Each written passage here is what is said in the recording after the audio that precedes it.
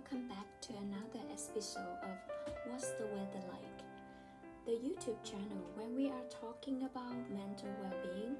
We create this channel with the hope that the messages we deliver will make a small contribution towards promoting happiness and overcoming suffering.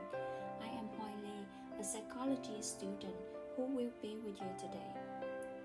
In today's episode, we will talk about 5 key ways to relieve unhealthy emotional attachment. So, what's emotional attachment? Emotional attachment refers to the feelings of closeness and affection that contribute to the long-term sustainability of meaningful relationship. Attachment is essential for human connection. Some level of attachment is healthy and normal in relationships, but how can we tell if we are too attached? What do we do if that happens? So we know attachment becomes unhealthy when we rely on others' approval. We've lost our sense of self. We don't know how to function without them, and the relationships becomes unbalanced. Emotional attachment can occur in any relationship to a person, a thing, or a place, but it is more common in romantic relationships. A key difference between attachment and love lies in the factors behind them. In most cases, we don't love someone for what they can give to us or what they do for us. Despite big things, we still love them because of who they are. Sure, romantic relationships do fulfill important needs, but relationships based on love involve mutual giving and support. We don't love someone simply because they meet our needs. So, there's no need to cling to love. There's no need to hold on tight to something we can't lose. Attachment, in contrast, can develop when needs for intimacy, companionship, validation, or anything else go unfulfilled. When we find someone who fulfills those needs, we might develop a strong attachment to them. We cling because we mistakenly believe that by doing so, we will gain a sense of worth, validation, permanence, and certainty, though are not something we can expect from it at any point. Know what love is, and know who we are. Believe that we have the boundless inner strength to let people be who they are, and thus we have the capacity to love greatly, even knowing that loss is part of the deal.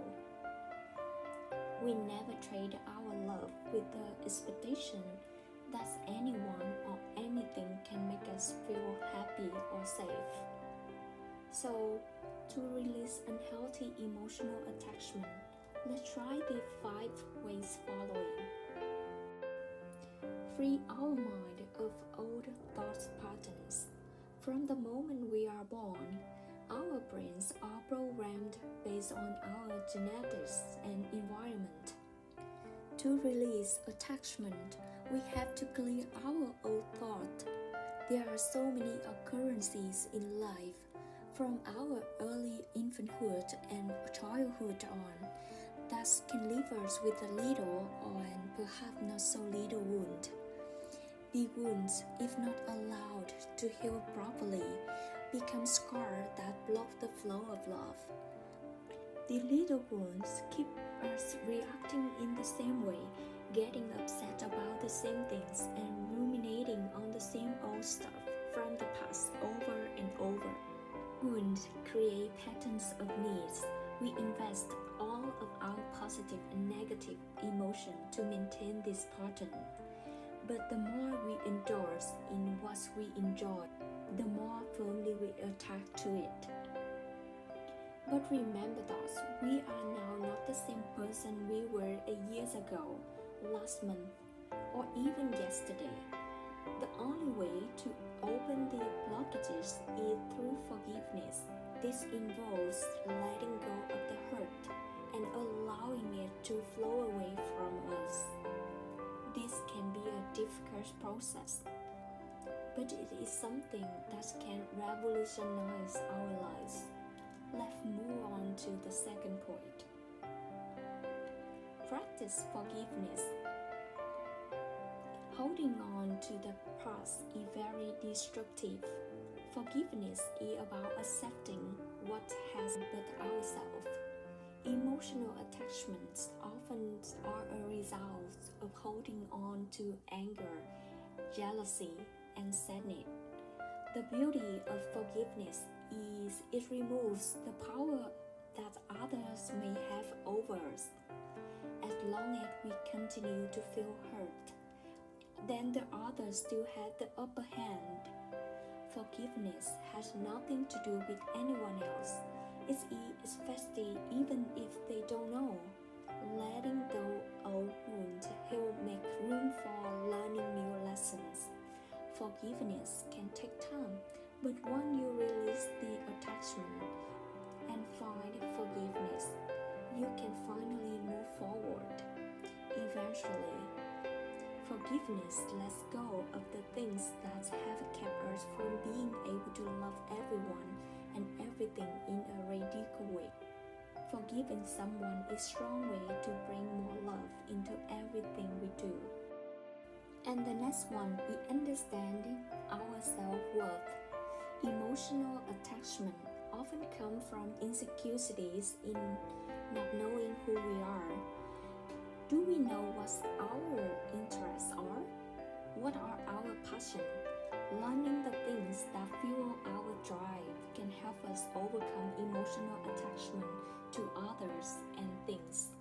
In order to express one's true self, first we have to know what that is, which is why it always comes back to understanding who and what we are. To live an authentic life, we have to connect to our own values first.